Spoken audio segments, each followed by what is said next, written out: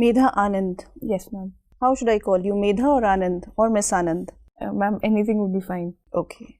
What is there in surname if I say Anand? Ma'am, one is I can think of is it reflects patriarchy because I've taken it from my father, and my mother's surname is not reflected in my name. And once you're married, your husband's surname would be there. Ma'am, I'll try to use my maiden name even then. Okay, go ahead. So shall we think over of dropping the surnames? Ma'am, it can be done, or maybe something of a middle name as is used in Western countries can be adopted, wherein people can have more than that, because then there'll be many people having the same first names and it will be difficult to distinguish maybe between them. So, but if it reflects just the caste thing of it, then maybe dropping of surnames can be done, ma'am. We can think of. You are a scholar of sociology, right? Yes, ma'am. It is usually said that change is only constant, right? How do you understand this? What are the various laws you can recall that is bringing change in the society? Ma'am, with changing times, the morality and ethicality, or if I may say so, the collective conscience of the community as a whole changes.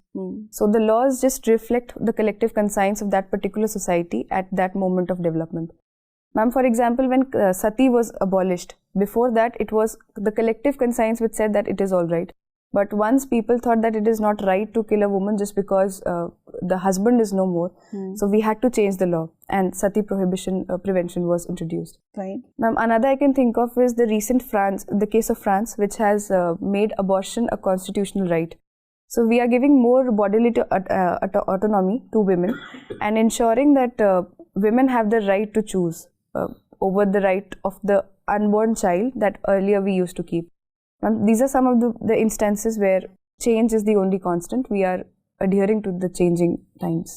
I can see that child marriage prohibition is also there, but still we see that such kind of ill practices are happening in our society.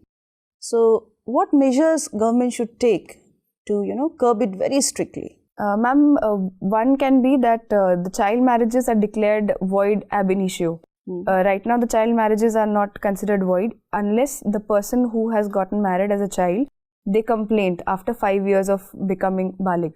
So instead of that, we can make them void ab initio since the beginning. But having said that, the rights of the child born out of this marriage, that will have to be taken care of. The legitimacy of the child will have to be protected.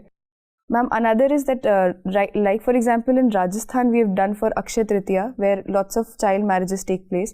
There can be special officers on duty whose main aim is to ensure that child marriages do not take place. We can have community whistleblowers who blow the whistle in case there is any child marriage happening. Ma'am, apart from that, there can be advertisements. For example, the latest one I saw was that it was a tailor who said that Choti abhi is too young to get married and how can you get her married, and if you do that, I'll report it to the police. Ma'am, such advertisements will raise more awareness and such steps can be taken. So,